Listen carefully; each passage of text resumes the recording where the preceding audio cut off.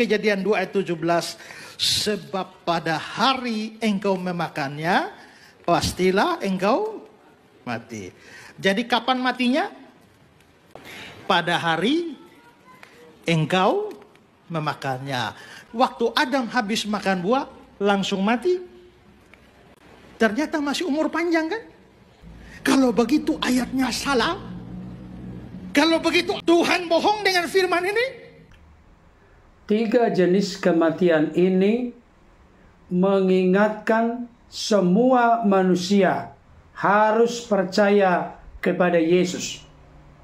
Opini Pendeta Dr. Ezra Solu. Mari kita simak penjelasan berikut ini. Hukuman dosa itu mulai dari kitab Kejadian, Taman Eden, dilarang makan buah itu, Kejadian 2 ayat 17. Sebab pada hari engkau memakannya, pastilah engkau mati. Jadi kapan matinya?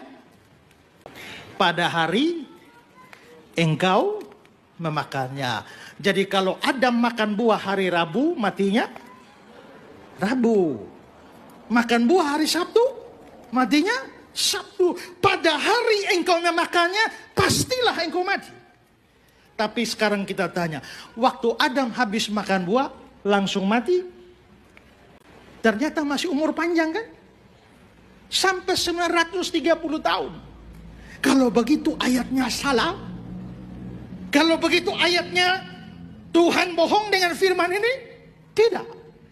Karena mati itu bukan hanya satu jenis. Ada 3 jenis kematian. Kematian pertama itu namanya mati rohani. Nah, apa itu mati rohani? Mati rohani itu artinya putus hubungan dengan Allah. Tidak ada hubungan dengan Allah, itu namanya mati rohani. Sekarang coba lihat Kejadian 3, 23, 24. Lalu Tuhan mengusir dia dari Taman Eden. Dia menghalau manusia itu di sebelah timur Taman Eden. Ini terjadi pada hari di mana Adam memakan buah itu. Waktu Adam memakan buah itu, Tuhan mengusir dia. Tuhan menghalau dia. Maka terjadilah perpisahan antara Allah dengan manusia. Inilah kematian rohani. Makanya Yesaya pasal 59 ayat 2. Yang merupakan pemisah antara kamu dan Allahmu ialah segala kejahatanmu. Maka kematian pertama, kematian rohani, putus hubungan dengan Allah. Adam waktu makan buah itu langsung terjadi hari itu mati, tapi mati rohani.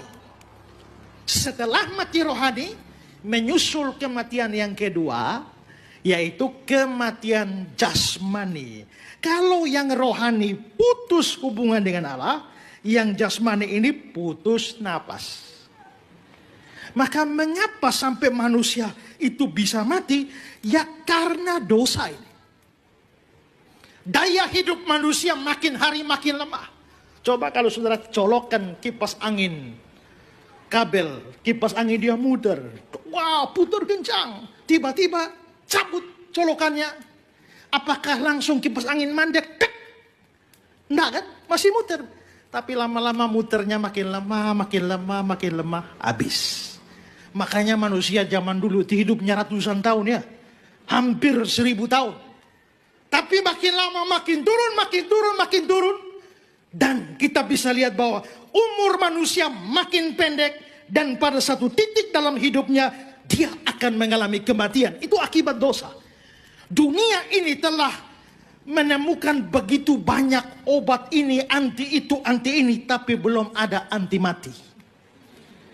Maka semua kita pasti mati. Nah, kalau begitu, mengapa sampai mati ini terjadi? Semua tidak bisa hindari. Ini jenis kematian kedua, akibat dosa. Dan ada yang ketiga, jenis kematian ketiga itu namanya kematian kekal. Itu neraka. Saya ingin memberikan konfirmasi atau penegasan. Amal saleh, perbuatan baik, filsafat, ilmu pengetahuan, bahkan agama sekalipun tidak akan mungkin membawa manusia memperoleh hidup yang kekal sorga dan kepastian keselamatan.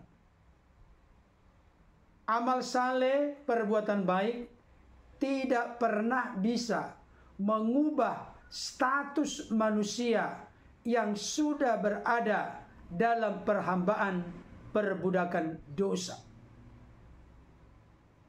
Ketika Adam dan Hawa telah jatuh ke dalam dosa, maka kematian telah menjalar kepada seluruh umat manusia. Tentu Yesus datang dari sorga. Yesus keluar dan datang dari Bapa dan menjadi sama dengan manusia. Dia mengalami kematian bukan karena keberdosaannya, tetapi untuk menebus, membebaskan dan menyelamatkan manusia yang telah berada di dalam perhambaan perbudakan dosa. Saudara dikasihi Tuhan, dosa itu bukan hanya sekedar kekeliruan dan kesalahan. Dosa itu sudah melekat di dalam diri manusia dari sejak kejatuhan Adam dan Hawa. Dan salah satu bukti dari dosa adalah adanya kematian. Roma 6 ayat 23 jelas berkata, sebab upah dosa adalah maut atau kematian. Firman Tuhan berkata, ketika manusia pertama melanggar perintah Allah dengan memakan buah pohon pengetahuan yang baik dan jahat, maka mereka pun mengalami kematian. Firman Tuhan itu memberikan penegasan, pada hari engkau memakannya, maka kamu pasti mati. Tentu kita tahu ketika Adam dan Hawa telah memakan buah pohon pengetahuan yang baik dan jahat, mereka saat itu tidak langsung mengalami kematian. Apakah dengan demikian firman Tuhan menjadi keliru dan salah? Apakah Allah berdusta dan tidak konsekuen dengan firman-Nya? Tentu tidak demikian Bapak Ibu Saudara. Pernyataan firman Tuhan itu memberikan kepada kita pengertian bahwa kematian yang dimaksud dalam perspektif Alkitab, sebagaimana yang telah dijelaskan oleh hambanya Pendeta Dr. Ezra Soru, ada yang namanya kematian rohani, kematian jasmani, dan kematian yang kekal. Saudara dikasihi Tuhan, saya mau mengingatkan kepada kita semua, tidak ada satu orang pun di dunia ini yang bisa membebaskan manusia, menyelamatkan manusia dari perhambaan perbudakan dosa yang membawa dampak kepada kematian. Semua manusia mengalami kematian jasmani. Terpisahnya tubuh dari roh. Yakobus pasal 2 ayat 26 berkata, sama seperti tubuh tanpa roh adalah mati, demikian juga dengan iman tanpa perbuatan pada hakikatnya adalah mati. Jadi kematian jasmani terjadi karena terpisah antara tubuh dengan roh. Kejadian 3 ayat 19. Dengan berpeluh engkau akan mencari makananmu sampai engkau kembali lagi menjadi tanah, karena dari situlah engkau diambil, sebab engkau debu dan engkau akan kembali menjadi debu.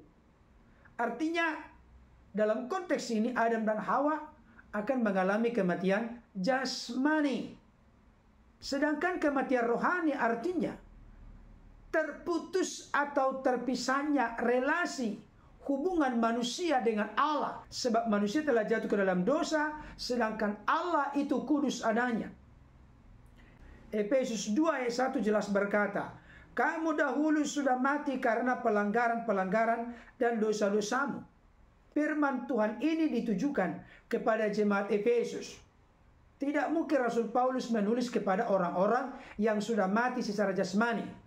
Berarti pengertian kamu dahulu sudah mati di sini terkait dengan kematian rohani. Terganggu, terputus, terpisahnya relasi atau hubungan yang sebelumnya harmonis antara Allah dengan manusia atau antara manusia dengan Allah. Sedangkan kematian kekal atau kematian kedua, itu artinya sama dengan masuk ke dalam neraka yang kekal. Artinya terpisah dari Allah secara kekal. Oleh karena itu, kalau tidak ada satu cara pun di dunia ini, termasuk amal saleh, perbuatan baik, agama, ilmu pengetahuan, apapun itu bentuknya, yang bisa membebaskan manusia dari kematian jasmani, kematian rohani, apalagi kematian kekal. Hanya melalui pribadi Yesus Kristus yang telah mati dan bangkit serta naik ke surga, yang memungkinkan, yang memastikan manusia bisa dibebaskan dan ditebus dari dosa, kematian kekal, dan dari jeratan kuasa iblis.